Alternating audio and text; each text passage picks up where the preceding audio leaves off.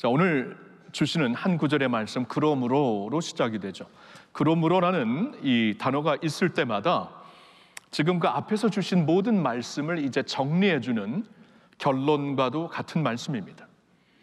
사실 4장 12절부터 새로운 섹션이 시작되며 4장 12절부터 하나님은 사도 베드로를 통해 이 성도와 고난에 관한 문제에 대해서, 성도와 고난의 문제에 대한 말씀을 계속 주셨습니다.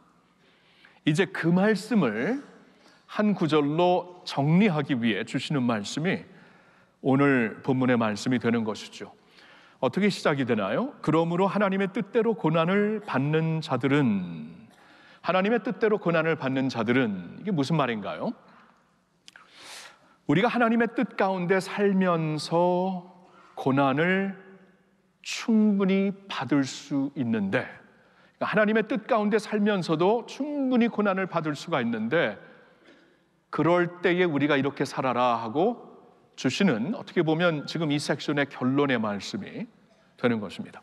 여러분, 이 섹션이 시작됐을 때 12절에서도 비슷한 내용의 말씀을 주셨죠. 4장 12절을 잠시 보시면, 사랑하는 자들아, 너희를 연단하려고 오는 불시험을 이상한 일 당하는 것 같이 이상히 여기지 말고. 성도들의 경우에는 이제 그때나 오늘이나 그렇게 이제 생각하는 경향이 있어요. 우리에게 왜 고난이 임하는 것인가? 우리가 하나님의 자녀인데, 하나님의 복받은 사람인데 왜 우리가 이렇게 아프고 우리의 경제가 힘들고 우리의 가정이 힘들고 이렇게 고난이 임하는 것인가 하고 이상하게 생각하며 낙심될 수도 있고 시험에 빠질 수도 있고, 그런 경우가 수다였습니다. 그래서 이제 사도 베드로를 통해 하나님이 주시는 말씀이죠. 우리가 이제 이 세상에서 복음의 산 증인들로 살기 위해서는 이 고난 가운데 하나님 안에서 이 믿음으로 사는 게 없이는 불가능하죠. 왜냐하면 일평생 고난이라는 것은 적게나 크게나 우리 모두에게 임하는 것이기 때문입니다. 그래서 고난이 임할 때 이상한 것으로 여기지 말라. 이거 충분히 하나님 뜻 안에서도 있을 수 있는 것이다. 예수님이 하나님의 뜻 안에 계셨지만 고난의 길을 걸으셨잖아요. 믿음의 선진들이 하나같이 하나님의 뜻 안에 살았지만 아브라함, 이삭, 야곱, 요셉부터 믿음의 족장부터 쭉 신학에 오는 그 초대교회 성도들과 사도들까지 하나같이 주님의 뜻 안에서도 고난을 겪지 않았습니까? 그 말씀을 하시는 거예요. 하나님의 뜻 가운데에서 고난을 겪게 되었을 때, 여러분 한번 생각을 해보세요. 하나님의 뜻 가운데 있으면서 고난을 겪게 된다. 생각해보면 이거 게임 체인저입니다. 게임 체인저. 우리가 하나님 뜻 밖에서 고난을 받는다면 우리 홀로 감당해야 돼요. 사망의 음침한 골짜기를 홀로 다녀야 돼요. 이거 어떻게 감당합니까? 근데 만일 사망의 음침한 골짜기를 걷는 가운데 하나님이 우리와 함께 하신다면, 우리가 그 가운데서도 하나님의 뜻 가운데서 주님과 걸을 수 있는 것이라면 이거 게임 체인저가 아닙니까? 하나님이 함께 하신다. 우리가 하나님을 의지할 수 있다. 고난 가운데 하나님을 신뢰하면서 하나님께 모든 것을 맡기면서 감당하고 인내하고 살 수 있다. 여러분, 이러한 교훈이 되는 것이 아닙니까? 게임 체인저예요, 게임 체인저. 고난 가운데 하나님이 함께 하신다. 주님의 뜻 가운데서 우리에게 고난이 임했다, 그 말씀이에요. 물론 고난 가운데 자신을 돌아보는 것은 중요하지만, 그리고 혹시나 내가 죄 가운데 회개할 것이 있으면 빨리 회개하고 돌아와야 되지만, 우리가 주님의 뜻 가운데 거하면서도 충분히 고난 가운데 살 수 있다. 우리 주님이 그러셨고 모든 선진들이 그랬다. 이 말씀이에요, 그렇죠?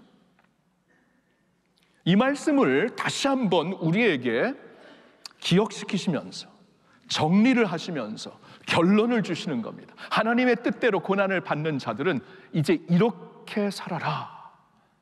하나님이 고난 중에 함께 하시고 고난 가운데서도 하나님의 뜻 가운데 있는 것을 믿기 때문에 우리는 고난 가운데 이렇게 할 수 있다. 이렇게 할 수 있으면 우리가 끝까지 가고 승리할 수 있는 것이다 하면서 주시는 한 구절의 말씀, 정리하시는 말씀이 19절이라는 겁니다. 여기서 두 가지를 권면해 주십니다. 첫째로는 이것이에요.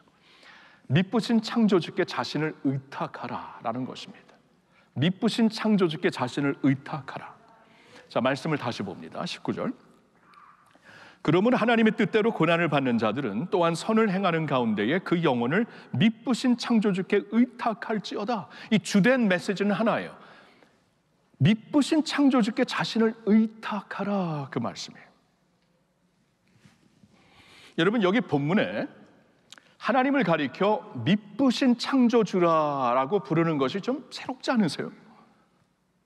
그냥 하나님께 의탁하여라 해도 충분히 의미는 전달되죠. 주님께 의탁하여라 해도 충분히 의미는 전달이 되죠. 근데 그러지 않습니다. 매우 구체적인 표현으로 하나님을 가리킵니다. 미쁘신 창조주께, 미쁘신, 신실하신, 변함이 없으신 창조주, 너를 만드신 하나님께. 이게 참 이렇게 따뜻한 의미예요. 따뜻한 의미. 그러니까 우리를 만드신 분, 그래서 우리를 아시는 분, 우리를 자신의, 우리가 이제 특별히 예수님 믿었을 때 주님의 피와 살을 받게 되잖아요. 주님의 살과 피로 만드신 우리들. 그러니까 아비의 심장으로, 어미의 심장으로 우리를 아시고 사랑하시고 우리를 떠나실 수가, 결단코 떠나실 수가 없는. 그래서 호세아서를 얼마 전에 읽으면서 내가 너를 어떻게 버리냐, 완전히 그냥 음란하고 있는 그러한 이스라엘 백성들을 통해 그래도 나는 너의 남편, 내가 너를 어떻게 버리냐, 어떻게 떠나냐, 나와 같이 장가들어, 내가 너에게 장가들어 오래, 우리 결혼해서 오래 같이 살자. 이게 하나님의 가슴이에요. 창조, 미쁘신 창조주의 가슴. 요사이 이제 아모스를 얼마 전까지 읽었잖아요. 그렇게 하나님의 불같은 심판의 말씀을 전하면서도 끝을 보니까 이스라엘의 회복, 놀라운 회복. 이거 미쁘신 창조주의 마음입니다. 여러분, 이미 이제 복음이 이스라엘에서부터 이방인들에게 갔어요. 사도 바울이 로마서에 말한 것처럼 이스라엘 백성들이 전혀 마음을 열지 않으니까 하나님까지 이방인들을 이제 축복하시는데, 그렇다고 이스라엘을 어떻게 버리십니까? 어떻게 버리세요? 언젠가 그들을 회복하여 하나님께서 영원한 자신의 나라를 그 가운데 세우리라. 여러분, 이 구약에서 주시는 말씀인데 로마서를 보면 11장에 반드시 하나님이 이스라엘을 향한 하나님의 그 마음이 있다고 말씀을 해주세요. 버리지 못하는 사랑입니다. 우리는 그를 버려도 하나님이 버리지 못해. 이 미쁘신 창조주의 사랑을 가리키는 거예요. 그러니까 지금 이 다윗이 그러한 그 기이한 지식을 생각하면서 뭐라고 또 고백을 하고 있는가? 11절 12절을 보면 이렇게 나와 있어요. 내가 혹시 말하기를 흑암이 반드시 나를 덮고 나를 두른 빛은 밤이 되리라 할지라도 주에게서는 흑암이 숨기지 못하며 밤이 낮과 같이 비추이나니 주에게는 흑암과 빛이 같음이니이다. 여러분, 이 말씀을 보니까 지금 다윗이 흑암 가운데서 이 고백을 하고 있는 거예요. 흑암이 그를 지금 두르고 있습니다. 무슨 어려움인지 모르겠지만 어려움이, 고난이 그를 압도하고 있습니다.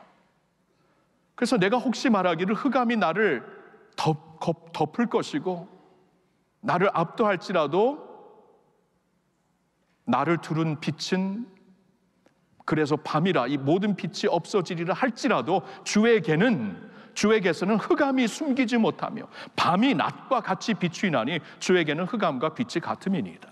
여러분, 지금 다윗이 뭘 하고 있냐 하면은 이겁니다. 지금까지 내가 알아온 하나님, 지금까지 내가 신뢰해온 하나님, 그 하나님을 통하여 현재 내가 겪고 있는 이해할 수도 다 알 수도 없는 어두운 상황을 하나님께 의탁한다, 그 말이에요. 지금까지 내가 알아온 하나님, 지금까지 내가 신뢰해온 하나님, 그 하나님을 이제 바라보면서 지금 현재 고난 가운데 내가 이해할 수도 알아낼 수도 없는 이 어두움을 주님께 온전히 맡겨버리는 거예요. 아는 것으로 알지 못하는 것을 그냥 이렇게 해석해버리는 겁니다. 다 알 수는 없잖아요. 너무나 흑암이 강하잖아요. 근데 내가 아는 하나님은 나를 버리지 아니하는 하나님. 내가 아는 하나님은 모든 어둠을 물리치시는 빛과 같은 하나님이야. 하나님 앞에서는 이 어둠이 없어. 어둠이 빛과 같아. 내가 아는 것을 가지고 알지 못하는 상황을 해석하면서 자신을 미쁘신 창조주께 온전히 의탁하는 것입니다. 성도 여러분, 때로는 고난이 너무나 커서 막 숨도 쉬기가 힘드시죠. 숨 쉬는 것 자체가 힘듭니다. 그런 표현이 있습니다. 그때 다른 건 못해도 신뢰를 하시면 돼요. 신뢰. 의지하며 의지하며 부탁하는 것. 그런 말이죠. 하나님을 내가 도저히 기댈 수밖에 없는 하나님을 기댑니다. 그리고 하나님께 부탁합니다. 의탁하라, 그 말씀이에요. 몇 성경 구절을 보겠습니다. 베드로전서 5장 7절에 이런 말씀, 다 같이 너의 염려를 다 주께 맡기라. 이는 그가 너희를 돌보심이라. 아멘. 너의 염려를 다 주께 맡겨라. 영어로 보니까 cast all your anxiety on him. 너의 염려를 다 주께 맡겨버리라, 그 말이에요. 맡겨버리라. 왜 그렇게 할 수 있는가? 그가 너를 돌보시는 분이기 때문에. 너희를 위하여 아들까지도 내어주시니가 어찌 너를 돌보시지 않겠는가? 다 이해할 수 없어도 그가 너를 돌보신다는 것은 이해할 수 있다. 너희 염려를 다 주께 맡겨버려라. 자, 이 말씀이 이제 사실 시편의 말씀을 인용한 것인데, 시편 55편 22절을 보면 조금 다르게 표현이 되어 있습니다. 같이 읽을게요. 내 짐을 여호와께 맡기라. 그가 너를 붙드시고 의인의 요동함을 영원히 허락하지 아니하시리로다. 내 짐을 여호와께 맡겨라. 이제는 짐을, 베드로전서 5장 7절에서는 너의 염려, 근데 여기서는 짐이 너무나 버겁습니다. 그 짐 가운데 내가 완전히 그냥 깔려있는 상황입니다. 그 짐을 이제 하나님께 맡겨라. 그냥 맡겨버려라. cast it, 맡겨버려라. 맡기고 계속 안고 있지 마라. 맡겨버려라. 그가 너를 붙드신다. 그리고 의인의 요동함을 영원히 허락지 아니하실 것이다. 의인이 잠시 요동할 수는 있지만 영원히 요동치 않게 하실 것이다. 하나님이 너희를 붙잡아 주실 것이다. 믿습니다. 디모데후서 1장 12절 같이 읽어요. 이로 말미암아 내가 또 이 고난을 받되 부끄러워하지 아니함은 내가 믿는 자를 내가 알고 또한 내가 의탁한 것을 그날까지 그가 능히 지키실 줄을 확신함이라. 아멘. 지금 젊은 목회자 디모데에게 엄청난 압박이 있었나 봐요. 두려운 상황이 생겼나 봐요. 근데 디모데에게 말씀을 합니다. 이 고난을 받되 부끄러워하지 말아라. 낙심하지 말아라. 지금 낙심하거나 부끄러워하지 말고 지금은 아는 것을 붙잡을 때다. 무엇을 아는가? 내가 믿는 자를 내가 알고, 내가 어떤 분을 믿고 있는가, 어떤 하나님을 믿고 있는가. 당신의 아들까지도 아끼지 아니하시고 내어주신 하나님을 믿지 않습니까? 내가 믿는 자를 내가 알고 있고, 또한 내가 그에게 의탁한 것을 그날까지, 마지막 날까지 그가 능히 지키실 분임을 알기에 알지 못하는 것으로 낙심되어 다운되고 슬럼프에 빠져있는 모습에 있지 말고 아는 것을 붙잡아라. 하나님을 알지 않느냐? 그리고 하나님이 어떠신 분을 알지 않느냐? 여러분, 우리의 병상에서, 우리의 고난 가운데 우리가 알고 있는 하나님, 그는 신실하신 하나님, 그는 우리를 결단코 잊지 아니하시고 버리시지 아니하시는 하나님을 믿고 그분께 여러분의 영혼을 의탁하시기를 예수님의 이름으로 축원합니다. 두 번째로 주시는 한 가지 더 있습니다. 계속 선한 일을 하라는 것이에요. 고난 중에 하나님이 함께 하시고 고난 가운데 여전히 하나님의 뜻 가운데 있는 것을 안다면, 이게 게임 체인저라면, 그러면 너의 영혼을 미쁘신 하나님께 맡기는 것과 함께 이거 계속 선한 일을 하라는 거예요. 오늘 본문을 다시 보세요. 그러므로 하나님의 뜻대로 고난을 받는 자들은 또한 선을 행하는 가운데, 이게 이제 한마디가 더 있죠. 선을 행하는 가운데에 그 영혼을 미쁘신 창조주께 의탁할지어다. 그러니까 나의 영혼을 고난 가운데서 하나님께 의탁하는 것은 수동적인 의탁이 아니라 능동적인 의탁이다. 소극적인 의탁이 아니라 적극적인 의탁이다. 계속 선을 행하는 가운데 너희 영혼을 미쁘신 창조주께 의탁하라 말씀을 하고 있어요. 오케이. 고난 중에 우리가 이제 믿음으로 살려면요, 그리고 믿음으로 극복하려면은 이겁니다. 계속 선한 일을 하면서 맡겨주신 사명을 감당하면서 나의 영혼을 미쁘신 창조주께 의탁하라라는 것이에요. 여러분 아시나요? 우리가 예수님의 은혜로 구원을 받는 그 순간, 우리가 그리스도 예수 안에서 구원을 받는 그 순간 우리는 거듭나게 되고, 거듭나면서 하나님이 우리에게 허락하신 것이 있는데 그게 뭐냐 하면 우리에게 선한 일을 맡겨주십니다. 선한 사명을 주십니다. 에베소서 2장 8절부터 10절을 읽겠는데요, 우리 같이 읽어보겠습니다. 너희는 그 은혜에 의하여 믿음으로 말미암아 구원을 받았으니 이것은 너희에게서 난 것이 아니요 하나님의 선물이라.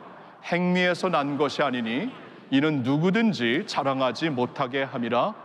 우리는 그가 만드신 바라 그리스도 예수 안에서 선한 일을 위하여 지으심을 받은 자니 이 일은 하나님이 전에 예비하사 우리로 그 가운데서 행하게 하려 하심이니라. 아멘. 자 보세요.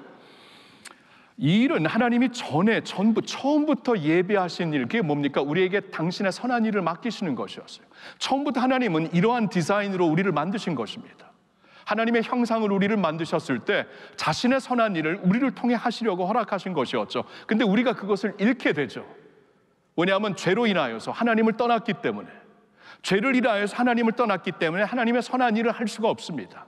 그러니까 물론 이제 생각해 보세요. 반역한 공동체가 나름대로 그 안에서 룰을 만들고 그 안에서 도덕 시스템을 만들고 윤리를 가르치면서 나름대로 도덕적으로 산다 할지라도 이미 왕을 떠난 반역한 커뮤니티이기 때문에 그 안에서 하는 선은 하나님의 선이 될 수가 없는 거예요. 그렇죠? 그래서 전에는 하나님의 일을 할 수가 없는 우리들이었습니다. 반역한 공동체였기 때문에. 그래서 먼저 필요한 것은 거기서 나와야 되죠. 반역한 공동체에서 나와갖고 하나님의 그 아들의 빛의 그 나라 안으로 들어가야 되죠. 예수님 우리를 그렇게 구원하신 것입니다. 그렇게 구원하셨을 때 그러면 하나님이 처음부터 가지셨던 당신의 계획을 회복하셨다 그 말이에요. 그리스도 예수 안에서 선한 일을 위하여 이제 그리스도 예수 안에서 새롭게 만드셨다. 이 일은 하나님이 전부터 예비하신 일이다. 이제 비로소 이 일을 하게 된 것이다라고 말씀을 하는 거예요. 여러분 아시겠죠? 그러니까 모든 성도들에게는 하나님의 선한 사역이 주어졌어요. 모든 성도들에게는 하나님을 예배하는 일, 주신 은사로 하나님을 섬기는 일, 복음을 전하는 일, 사랑으로 구제하는 일, 기도하는 일, 이 모든 사명이 우리에게 주어진 하나님의 선한 일입니다.